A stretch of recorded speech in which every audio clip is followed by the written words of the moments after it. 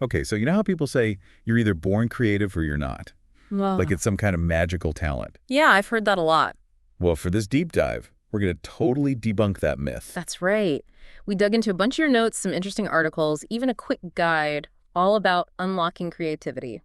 And the big takeaway, anyone can generate amazing ideas. Seriously, anyone. We're talking about practical tips and tricks anyone can use. We'll look at why this whole born creative thing is bogus, how to get those ideas flowing even if you feel stuck, and even how to make idea generation a regular habit, almost like, I don't know, brushing your teeth. That's a great analogy. So if you're ready to tap into that creative potential you might not even know you have, let's jump in. Okay, first things first. We need to reframe how we think about creativity. It's not some magical gift, it's more like a muscle you can strengthen. Ah, the muscle analogy. Love it. Right. Think about it. You don't just walk into a gym and deadlift 300 pounds. You have to work up to it, train consistently. And your notes actually mention that creativity works the same way. Makes total sense. So you're saying it's less about being some sort of creative genius and more about what, putting in the reps? Exactly. And it all starts with something we all have, curiosity.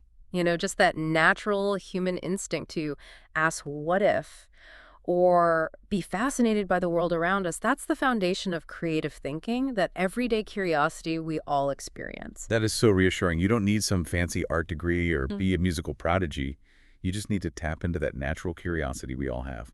Absolutely. One of your pasted text snippets really emphasized this, saying, anyone, yes, even you can generate amazing ideas. It's really empowering. Yes, even you listening right now, see? No more excuses. We all have that potential. Okay, so we've established that anyone can be creative.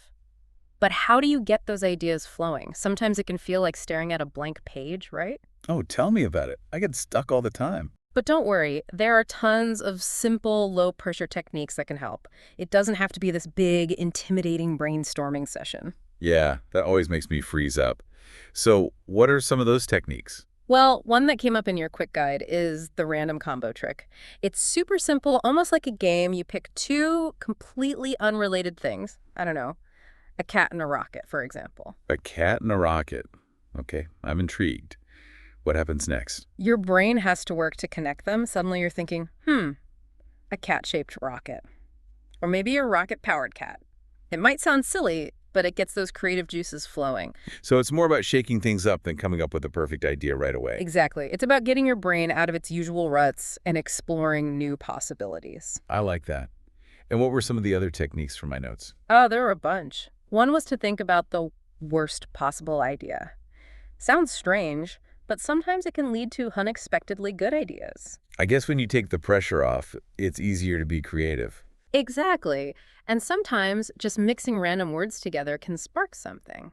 The point is to keep your brain guessing and prevent it from getting stuck in familiar patterns. And hey, it doesn't always have to be a structured exercise, right? Sometimes a simple walk can do wonders for inspiration. Absolutely. Just changing your environment, letting your mind wander without a specific goal. You'd be surprised what pops up when you're not trying so hard. So we're talking about making idea generation a natural part of life, not some big scary task. That's it.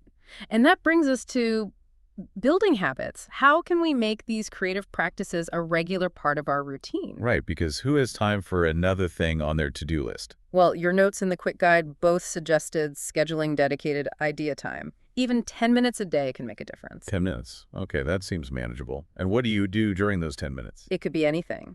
Asking what if questions, like the one in the quick guide. What if gravity suddenly reversed? It forces you to think outside the box. That's a good one. I'm already imagining all sorts of crazy scenarios. See? And your notes also suggested some smaller habits, like doodling.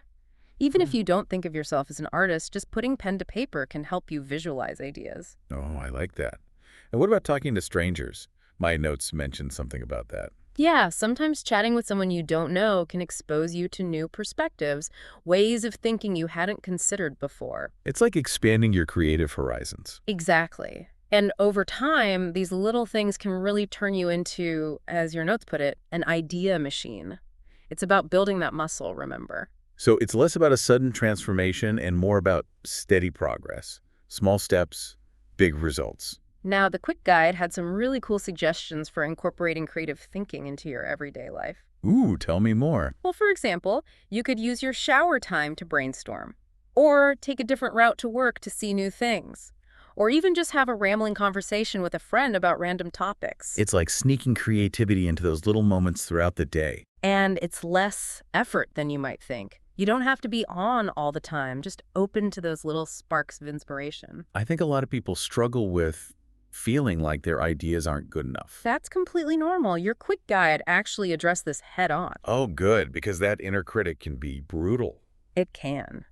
But it's important to remember that in the early stages of idea generation, quantity trumps quality. So just get those ideas out there no matter how crazy they seem. Exactly. Write everything down, even the bad ideas. You never know. They might lead to something brilliant later on. That's a good point. Sometimes those bad ideas can spark unexpected connections. It's all about that process of exploration and refinement. It's like, well, remember that muscle analogy? Of course, always back to the muscles. Right. You don't start by lifting the heaviest weights. You gradually build strength and learn to trust the process. Same thing with creativity. You start with those simple techniques, build those habits, and learn to quiet that inner critic. The quick guide compared it to learning how to ride a bike. You might wobble at first, but with practice, you get your balance and you're off. So to wrap things up, the key takeaway here is that anyone can be creative. It's not some exclusive club. It's a skill you can learn, a muscle you can strengthen. We talked about some fun and easy techniques like the random combo trick and those what-if questions. And remember, even small habits, like 10 minutes of idea time each day, can add up to big results. And don't forget to silence that inner critic. Just let those ideas flow. And hey, here's a little challenge for you right now. Oh, I like this. Pick 2 random objects you see and try to combine them in an interesting way. Maybe a lamp and a coffee cup, a book and a shoe. Just see what happens. It's a fun way to flex those creative muscles. And who knows, maybe you'll stumble upon your next big idea. We're excited to see what you come up with. Me too. Go out there and get creative.